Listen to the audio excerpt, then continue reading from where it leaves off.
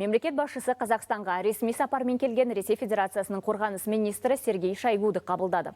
Кездесуде екі елдің әскери техникалық ынтымақтастығын нығайту мәселесі талқыланды.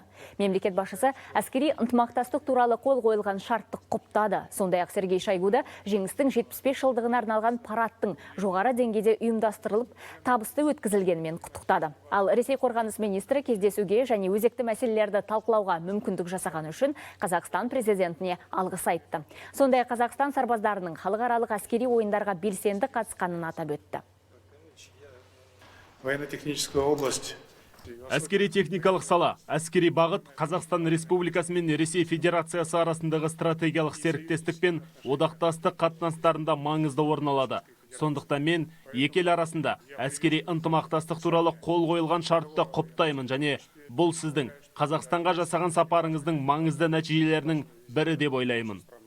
Военно-технического сотрудничества. Әскери және әскери техникалық ынтымақтастықтың дәстүрлі стратегиялық және одақтастық сипаты бар. Бүгінгі қол қойылған келісімнің аса маңызды екені сөзсіз.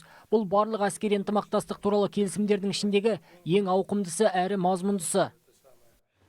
Кездесу соңында Қазақстан президенті әскери және әскери техникалық ынтымақтастықты дамытуға қосқан үлесі үшін Сергей Шойгуды бірінші дәрежелі достық орденімен марапаттады.